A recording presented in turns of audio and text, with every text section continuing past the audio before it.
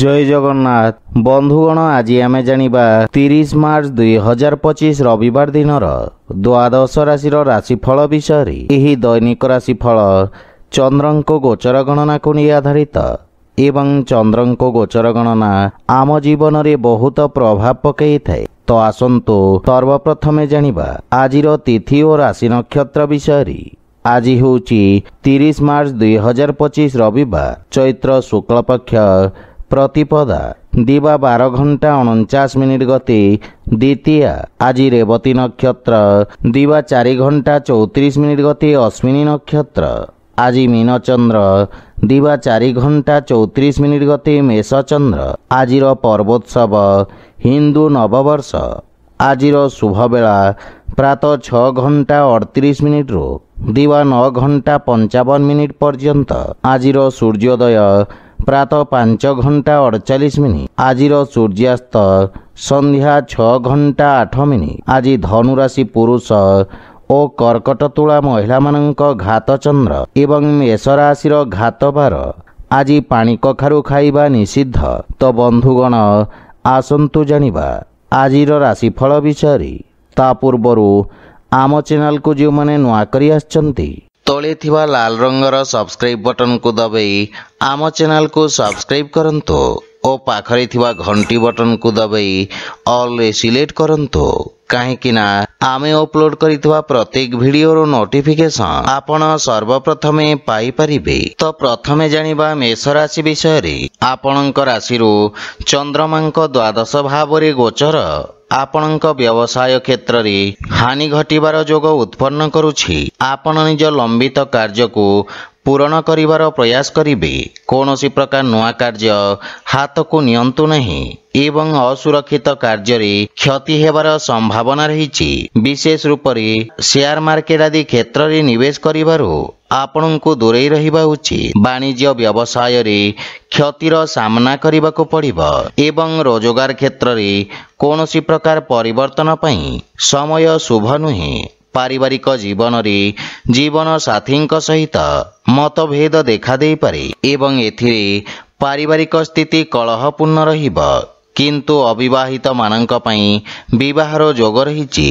रात्रि समय रे बंधु मित्रंक सहित मनोरंजन और मौज मजलिस रे समय व्यतीत करिबे। कोनोसी प्रकार संपत्ति क्रय विक्रय मध्य शुभ नुहे। एथिपई बुझी विचारी कार्य करंतो। मानसिक चाप तथा कार्यभार आपनଙ୍କୁ चिंतित करिबो किंतु स्वास्थ्य नियमर पूर्ण पालन करंतो।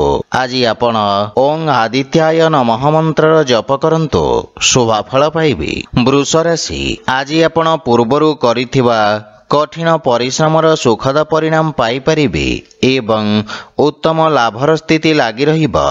आपणक कार्य क्षेत्र रे आपणक मान सम्मान वृद्धि पाइबो एवं व्यवसाय क्षेत्र रे किछि नुआ व्यक्तिंक सहित ऑनलाइन वार्तालाप करिबे। आपणक सामाजिक क्षेत्रर विस्तार घटिबो एवं परिश्रमर उत्तम परिणाम पाई परिबे। कार्य क्षेत्र रे नुआ योजनार प्रारंभ करिबा पई उत्तम अनुकूल समय।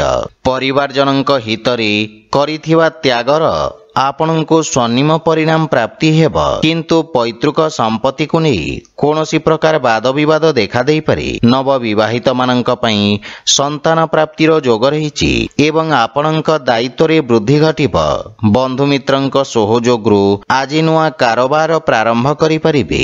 स्वास्थ्य अवस्था रे गंठी जनित समस्या देखा दे पारे। आज आपण गोमाता को खाइबा को दियंतो शुभ फल पाइबे। मिथुन राशि आज आपणक कर्म भाव रे चंद्रदेवंको गोचर आपणको राजकीय क्षेत्र रे लाभ प्रदान करिबो। उच्च अधिकारींक सहयोग प्राप्ति हेबो एवं आपणक कार्यशैली रे एक नुआ चमक आसीबो। विद्यार्थी छात्र छात्री मानक पई पूर्वरु दिया जाइथवा प्रतियोगी परीक्षा रे उत्तम परिणाम प्राप्ति हेबो। ऑनलाइन इंटरव्यू रे सफलता मिलिबो। आपणक जस ओ मान सम्मान रे वृद्धि घटिबो। पितांक मार्गदर्शन रे निया जाइथवा निर्णय सफल सिद्ध हेबो। माता पिता आपणक प्रति गौरवान्वित अनुभव करिबे एवं परिवार रो पूर्ण सहयोग मिलिबो। समस्त क्षेत्र रु आपणको शुभ समाचार मिलिबो। ପ୍ରେମ ଜୀବନରେ ମଧୁରତାର ଭାବ ରହିବ, କିନ୍ତୁ ବନ୍ଧୁମିତ୍ରଙ୍କ ପକ୍ଷରୁ ନିରାଶା ମିଳିବ। ଆଜି କୌଣସି ପ୍ରକାର ଋଣ ଦେବା ନେବାଠାରୁ ଆପଣ ଦୂରେଇ ରୁହନ୍ତୁ ଏବଂ ମାତାପିତାଙ୍କ ସ୍ୱାସ୍ଥ୍ୟାବସ୍ଥାର ବିଷୟ ଧ୍ୟାନ ରଖନ୍ତୁ। କୌଣସି ପୁରୁଣା ରୋଗ ଆପଣଙ୍କ ପାଇଁ କଷ୍ଟଦାୟକ ହୋଇପାରେ। ଆଜି ଆପଣ ସୂର୍ଯ୍ୟଦେବଙ୍କୁ ତିଳ ମିଶ୍ରିତ ଜଳ ଅର୍ପଣ କରନ୍ତୁ, ଶୁଭଫଳ ପାଇବେ। କର୍କଟ ରାଶି, ଆପଣଙ୍କ ନବମ ସ୍ଥାନରେ ଚନ୍ଦ୍ରଦେବଙ୍କ ଗୋଚର ଆପଣଙ୍କୁ ଭାଗ୍ୟଶାଳୀ କରିବ। ଏହି ସମୟ ଆପଣଙ୍କ ପାଇଁ ଅତ୍ୟନ୍ତ ଶୁଭ ରହିବ। ସମସ୍ତ ପ୍ରକାର ସମସ୍ୟା ଦୂର ହେବାକୁ ଲାଗିବ। ଯୋଜନାବଦ୍ଧ ଭାବରେ କରାଯାଇଥିବା ସମସ୍ତ କାର୍ଯ୍ୟରେ ଆପଣ ଉତ୍ତମ ସଫଳତା ପାଇବେ ଏବଂ ସାମାଜିକ କ୍ଷେତ୍ରର ବିକାଶ ହେବ। ନୂଆ କାର୍ଯ୍ୟର ରୂପରେଖା ପ୍ରସ୍ତୁତ କରିବେ। କାର୍ଯ୍ୟସ୍ଥଳରେ ଆଜି ଆପଣଙ୍କ ବାଣୀ ପ୍ରଭାବୀ ତଥା ଚମତ୍କାରିକ ରହିବ। ଭାଇ ଭଉଣୀଙ୍କ ମାର୍ଗଦର୍ଶନ ବା ସହଯୋଗ ମିଳିବ ଏବଂ ଭବିଷ୍ୟତର ଯୋଜନା ବିଷୟରେ ଆପଣ ଚର୍ଚ୍ଚା କରିବେ ତଥା ସମସ୍ୟାର ସମାଧାନ ଖୋଜିବାରେ ସଫଳ ହେବେ। ପରିବାରରେ ସମସ୍ତଙ୍କ ସହିତ ନମ୍ରତାପୂର୍ଣ୍ଣ ବ୍ୟବହାର ଦ୍ୱାରା ଲାଭ ତଥା ମାନସିକ ଶାନ୍ତି ପ୍ରାପ୍ତି ହେବ ଏବଂ ବୈବାହିକ ଦାମ୍ପତ୍ୟ ଜୀବନ ଅତ୍ୟନ୍ତ ସୁଖମୟ ରହିବ। କିନ୍ତୁ ସନ୍ତାନ ସମ୍ବନ୍ଧିତ କିଛି ସମସ୍ୟା ଆପଣଙ୍କୁ ଚିନ୍ତିତ କରିବ। ଆର୍ଥିକ ସ୍ଥିତି ମଧ୍ୟମ ରହିବ, ସେଥିପାଇଁ ବୁଝି ବିଚାରି ନିବେଶ କରିବା ଉଚିତ। ରକ୍ତଚାପ ସମ୍ବନ୍ଧିତ ରୋଗୀଙ୍କୁ ନିଜ ସ୍ୱାସ୍ଥ୍ୟାବସ୍ଥାର ବିଷୟ ଧ୍ୟାନ ରଖିବାର ଆବଶ୍ୟକତା ରହିଛି। ଆଜି ଆପଣ ଅସହାୟ ବ୍ୟକ୍ତିଙ୍କୁ ସାହାଯ୍ୟ କରନ୍ତୁ, ଶୁଭଫଳ ପାଇବେ। ସିଂହ ରାଶି, ଆଜି ଆପଣଙ୍କୁ ବ୍ୟବସାୟ କ୍ଷେତ୍ରରେ ଭାଗିଦାରୀଙ୍କ ପକ୍ଷ ମଧ୍ୟ ଶୁଣିବାକୁ ପଡ଼ିବ, ଅନ୍ୟଥା ଆପଣଙ୍କୁ ଆକସ୍ମିକ କୌଣସି ବଡ଼ କ୍ଷତିର ସାମ୍ନା କରିବାକୁ ପଡ଼ିବ। ଆଜି ଆପଣଙ୍କ ପାଇଁ ସେୟାର ମାର୍କେଟ ଆଦିରେ ନିବେଶ କରିବା ପାଇଁ ମିଶ୍ରିତ ଅବସର ମିଳିବ, କିନ୍ତୁ ପାରିବାରିକ କଳହରୁ ଆପଣ ଦୂରେଇ ରୁହନ୍ତୁ ତଥା ଜୀବନସାଥୀଙ୍କ ଭାବନାକୁ ମଧ୍ୟ ଧ୍ୟାନ ରଖନ୍ତୁ। ପ୍ରେମ ଜୀବନରେ ବାଣୀର କଠୋରତା ସମ୍ବନ୍ଧରେ ଫାଟ ସୃଷ୍ଟି ହୋଇପାରେ। ଭାଇଙ୍କ ସହିତ କୌଣସି ପ୍ରକାର ବାଦ ବିବାଦରୁ ଆପଣ ଦୂରେଇ ରୁହନ୍ତୁ। ଆପଣଙ୍କୁ ନିଜ ଭାଷା ତଥା ଭାଷା ଶୈଳୀର ବିଷୟ ଧ୍ୟାନ ରଖିବାର ଆବଶ୍ୟକତା ରହିଛି। ଆପଣଙ୍କ ବ୍ୟବହାରରେ ବୃଦ୍ଧି ଘଟିବ ଏବଂ କିଛି ଖର୍ଚ୍ଚ କରିବା ପୂର୍ବରୁ ଅନ୍ୟ ଉପାୟ ବିଷୟରେ ବିଚାର କରନ୍ତୁ। ଅନାବଶ୍ୟକ ଆର୍ଥିକ ଦେବାନେବାରୁ ସାବଧାନ ରୁହନ୍ତୁ। କାର୍ଯ୍ୟକ୍ଷେତ୍ରରେ ଆଜି କୌଣସି ଅଜଣା ବ୍ୟକ୍ତିଙ୍କୁ ସାମିଲ କରିବା ପୂର୍ବରୁ ବିଚାର ନିଶ୍ଚୟ ଭାବରେ କରନ୍ତୁ, ଅନ୍ୟଥା ପରେ ଆପଣଙ୍କୁ କ୍ଷତିର ସାମ୍ନା କରିବାକୁ ପଡ଼ିବ। ସ୍ୱାସ୍ଥ୍ୟ ଦୃଷ୍ଟିରୁ ଆପଣ ପୂର୍ଣ୍ଣ ରୂପରେ ସୁସ୍ଥ ଅନୁଭବ କରିବେ। ଆଜି ଆପଣ ସୂର୍ଯ୍ୟଦେବଙ୍କୁ ଜଳ ଅର୍ପଣ କରନ୍ତୁ, ଶୁଭଫଳ ପାଇବେ। କନ୍ୟା ରାଶି, ଚନ୍ଦ୍ରଦେବଙ୍କ ଆପଣଙ୍କ ସପ୍ତମ ଭାବରେ ଗୋଚର ଆପଣଙ୍କ ପାଇଁ ଭାବନାତ୍ମକ ରୂପରେ କଠିନ ସମୟ ହୋଇପାରେ। ସେଥିପାଇଁ ନିଜ ଭାବନାରେ ବିଶେଷ ନିୟନ୍ତ୍ରଣ ରଖନ୍ତୁ। ବାଣିଜ୍ୟ ବ୍ୟବସାୟ କ୍ଷେତ୍ରରେ ତରବରିଆ କୌଣସି ନିର୍ଣ୍ଣୟ ନିଅନ୍ତୁ ନାହିଁ, ଅନ୍ୟଥା କ୍ଷତିର ସାମ୍ନା କରିବାକୁ ପଡ଼ିବ। ରାଜକୀୟ କର୍ମଚାରୀଙ୍କୁ ନିଜ କର୍ତ୍ତବ୍ୟ ଓ ଦାୟିତ୍ୱ ନିର୍ବାହନରେ ସମସ୍ୟାର ସାମ୍ନା କରିବାକୁ ପଡ଼ିପାରେ, କିନ୍ତୁ ଆଜି ଆପଣ ନିଜ ବୁଦ୍ଧିବଳ ଓ ଚାତୁର୍ଯ୍ୟରେ ଶତ୍ରୁଙ୍କୁ ପରାସ୍ତ କରିବେ। ପରିବାରରେ କୌଣସି ସଦସ୍ୟଙ୍କ ସହିତ ମତଭେଦର ସମ୍ଭାବନା ରହିଛି ଏବଂ ଅତ୍ୟଧିକ କ୍ରୋଧ କାରଣରୁ ଆପଣଙ୍କୁ କ୍ଷତିର ସାମ୍ନା କରିବାକୁ ପଡ଼ିବ। ପାରିବାରିକ ବାତାବରଣ ସୁଖ ଶାନ୍ତିକୁ ବଜାୟ ରଖିବାର ପ୍ରୟାସ କରନ୍ତୁ ଏବଂ ମାନସିକ ଚିନ୍ତାର ମଧ୍ୟ ସାମ୍ନା କରିବାକୁ ପଡ଼ିପାରେ। ପ୍ରେମ ଜୀବନରେ ଆପଣ ଆନନ୍ଦଦାୟକ ମୁହୂର୍ତ୍ତ ବ୍ୟତୀତ କରିବେ ଏବଂ ଆର୍ଥିକ ସ୍ଥିତି ମଧ୍ୟମ ରହିବ। ଲାଭ ପାଇବା ପାଇଁ ଆପଣଙ୍କୁ କଠିନ ପରିଶ୍ରମ କରିବାକୁ ପଡ଼ିବ। ପୂର୍ବରୁ ଚାଲି ଆସୁଥିବା ସ୍ୱାସ୍ଥ୍ୟ ସମସ୍ୟାରୁ ମୁକ୍ତି ମିଳିବ। ଆଜି ଆପଣ ଭଗବାନ ଗଣେଶଙ୍କୁ ଧୂପ ଅର୍ପଣ କରନ୍ତୁ, ଶୁଭଫଳ ପାଇବେ। ତୁଳା ରାଶି, ଆଜି ଆପଣ କାର୍ଯ୍ୟକ୍ଷେତ୍ରରେ ସମସ୍ତ ବାଧା ଓ ସମସ୍ୟାକୁ ଦୂର କରି ଆଗକୁ ବଢ଼ିବେ।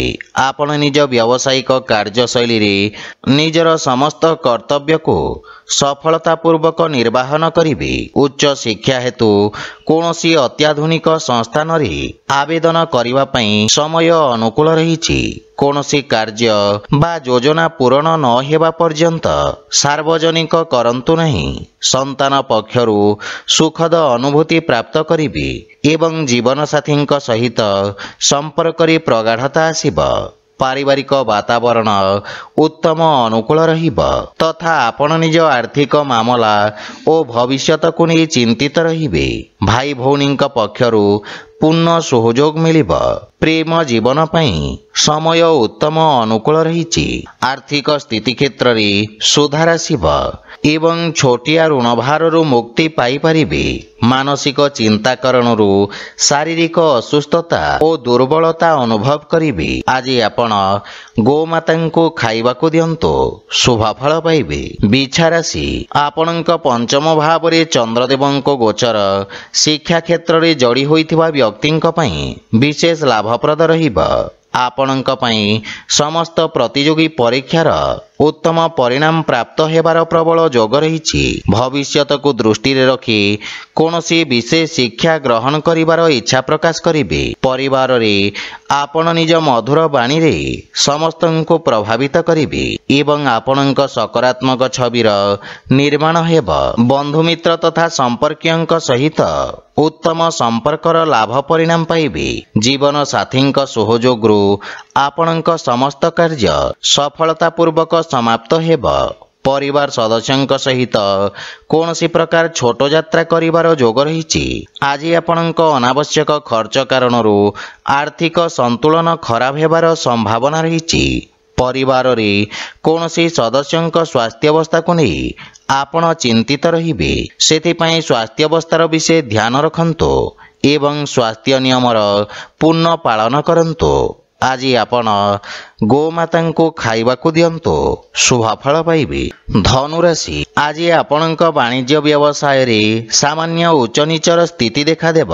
ଲାଭ ପାଇବା ପାଇଁ ଆଉ କିଛି ସମୟ ଲାଗିବ ଏବଂ ଏଥିପାଇଁ ଆପଣ ସାମାନ୍ୟ ଚିନ୍ତିତ ରହିବେ। ବ୍ୟବସାୟର ବିସ୍ତାର କରିବା ପାଇଁ ଆପଣ ବିଶେଷଜ୍ଞଙ୍କ ପରାମର୍ଶ ନେବେ। ଯେକୌଣସି କାର୍ଯ୍ୟ କରିବା ପୂର୍ବରୁ ବୁଝି ବିଚାରି ରିସ୍କ ନିଅନ୍ତୁ, କାହିଁକି ନା କେତେଥର ପୂରଣ ହେଉଥିବା କାର୍ଯ୍ୟରେ ମଧ୍ୟ ଅବରୋଧର ସାମ୍ନା କରିବାକୁ ପଡ଼ିବ। ଆପଣଙ୍କ ପାରିବାରିକ ସୁଖରେ କ୍ଷତି ହେବାର ଯୋଗ ରହିଛି ତଥା କିଛି ଗୃହ ଉପକରଣ ଖରାପ ହେବା କାରଣରୁ ଘରର ସୁଖ ସୁବିଧାରେ ବ୍ୟବଧାନ ଉତ୍ପନ୍ନ ହୋଇପାରେ। କୌଣସି ନିଜ ଲୋକଙ୍କ କାର୍ଯ୍ୟକୁ ନେଇ ଆପଣଙ୍କୁ କିଛି ସମସ୍ୟାର ସାମ୍ନା କରିବାକୁ ପଡ଼ିବ। ଆର୍ଥିକ ସ୍ଥିତି ସାମାନ୍ୟ ସଂଘର୍ଷପୂର୍ଣ୍ଣ ରହିବ ଏବଂ କୌଣସି ପ୍ରକାର ନିବେଶରୁ ଆପଣଙ୍କୁ ଦୂରେଇ ରହିବା ଉଚିତ।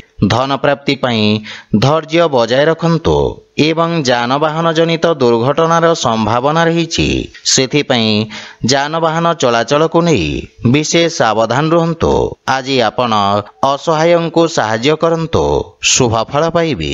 ମକର ରାଶି, ଆପଣଙ୍କ ରାଶିର ତୃତୀୟ ଭାବରେ ଚନ୍ଦ୍ରଦେବଙ୍କ ଗୋଚର ଆପଣଙ୍କୁ ଲାଭାନ୍ୱିତ କରିବ।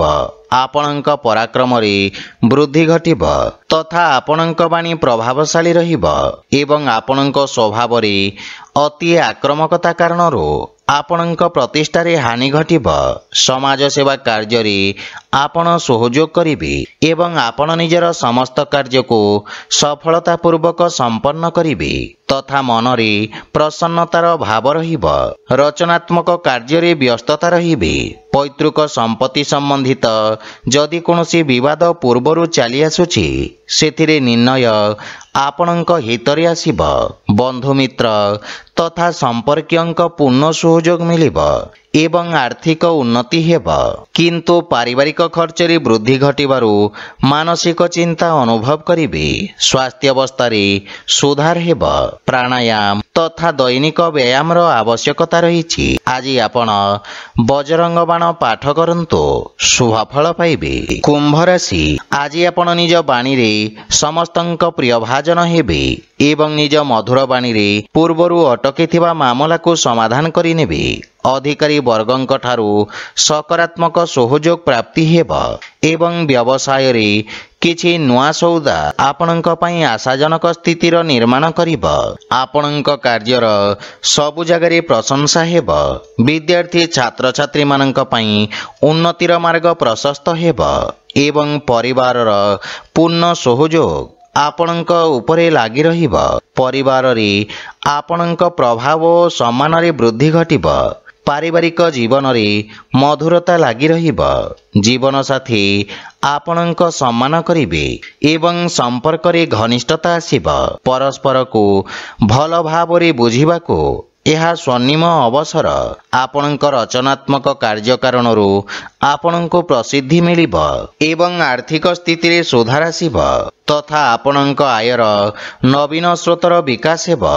ଆପଣଙ୍କ ସ୍ୱାସ୍ଥ୍ୟାବସ୍ଥା ଉତ୍ତମ ଅନୁକୂଳ ରହିବ। ଆପଣ ଶାରୀରିକ ସୁସ୍ଥ ଓ ଊର୍ଜାବାନ ଅନୁଭବ କରିବେ।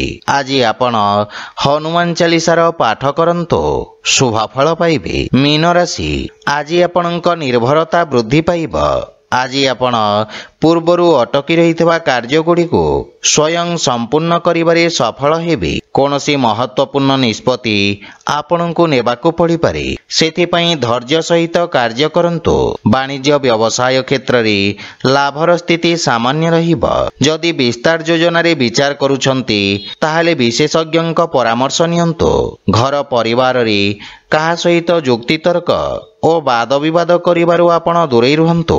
ଏଥିରେ ଆପଣ ଅତ୍ୟନ୍ତ ଆହତ ହୋଇପାରନ୍ତି ଏବଂ ସାମ୍ନା ପକ୍ଷକୁ ମଧ୍ୟ ଧକ୍କା ଲାଗିବ। ସେଥିପାଇଁ ବିଶେଷ ଧ୍ୟାନ ରଖନ୍ତୁ, ଅନ୍ୟଥା ପୁରା ଦିନ ଅଯଥା ଚିନ୍ତିତ ବ୍ୟତୀତ କରିବେ। ଆୟର ନବୀନ ସ୍ରୋତର ବିକାଶ ହେବ। ଧନ ସଞ୍ଚୟ କରିବା ପାଇଁ ମଧ୍ୟ ଦିନଟି ଅତ୍ୟନ୍ତ ଶୁଭ ରହିବ। ସ୍ୱାସ୍ଥ୍ୟାବସ୍ଥା ଉତ୍ତମ ଅନୁକୂଳ ରହିଛି ଏବଂ କାର୍ଯ୍ୟବ୍ୟସ୍ତତା କାରଣରୁ କିଛି ଶାରୀରିକ ପୀଡ଼ା ଅନୁଭବ କରିବେ। ଆଜି ଆପଣ ଗୋପାଳ ସହସ୍ରନାମର ପାଠ କରନ୍ତୁ, ଶୁଭ ଫଳ ପାଇବେ। ତ ବନ୍ଧୁଗଣ, ଏହା ଥିଲା ଆଜିର ରାଶିଫଳ ବିଷୟରେ। ଯଦି ଭିଡ଼ିଓଟି ଆପଣମାନଙ୍କୁ ଭଲ ଲାଗିଥାଏ ଲାଇକ୍, ସେୟାର ଓ କମେଣ୍ଟ କରି ଜଣାନ୍ତୁ ଏବଂ ଆମ ଚ୍ୟାନେଲକୁ ସବସ୍କ୍ରାଇବ୍ କରନ୍ତୁ। ଜୟ ଜଗନ୍ନାଥ।